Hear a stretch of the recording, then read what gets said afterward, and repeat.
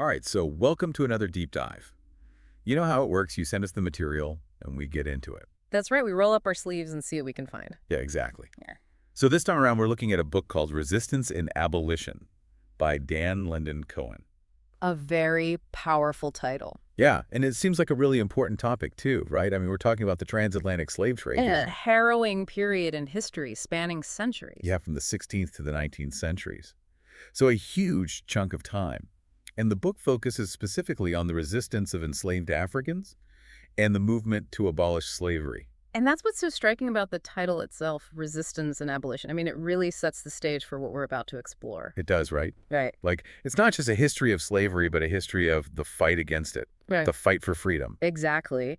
And the title itself gives us a clue about the book's perspective. It suggests that the enslaved Africans were not passive victims, but active agents in their own liberation. So let's break that down a bit. Right. When we talk about resistance in this context, what exactly are we talking about? Well, resistance can take many forms. It can be anything from individual acts of defiance to organized rebellions. So like running away, trying to escape? Yes, absolutely. That's a big one. But we have to remember how dangerous that was. The risks were enormous, and the consequences of failure were often deadly. It's hard to even imagine making that choice, right? To risk everything for a chance at freedom. It speaks volumes about the human desire for freedom. Even in the face of unimaginable brutality, people found ways to resist. And the book also talks about organized rebellions, Yeah. right? Like actual uprisings against the slave owners. Right. From what I understand, the book delves into these uprisings, playing the coordination, the sheer courage it must have taken to stand up against such overwhelming power. These were people who refused to be subjugated. They fought back in any way they could. Exactly. And it wasn't just about physical resistance either. The book also highlights the importance of cultural resistance. Oh, that's interesting. What do you mean by that? Well, things like preserving their traditions, their music, their stories, their language. Yeah.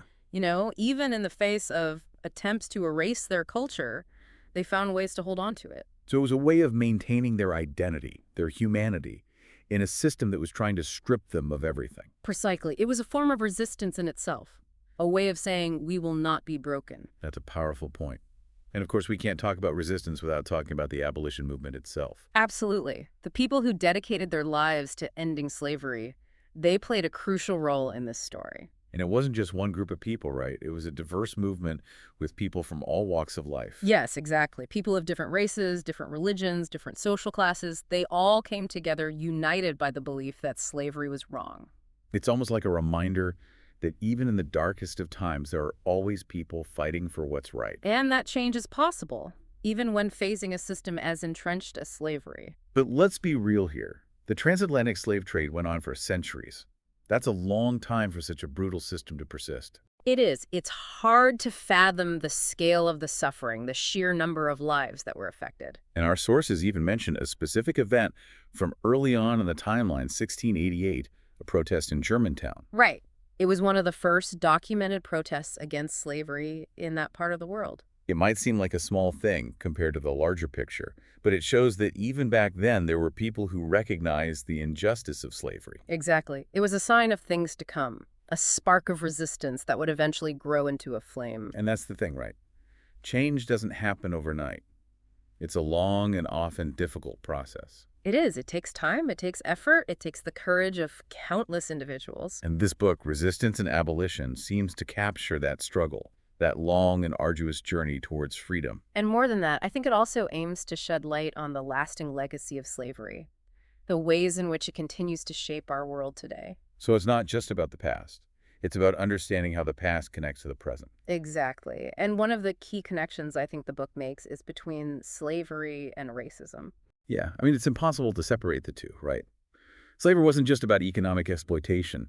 It was justified by a belief in racial superiority. Right. It was a way of dehumanizing an entire group of people based solely on the color of their skin. And those ideas, those racist ideas, they didn't just disappear when slavery ended. They didn't. They've continued to influence our society in countless ways. So to really understand racism today, we have to understand its historical roots.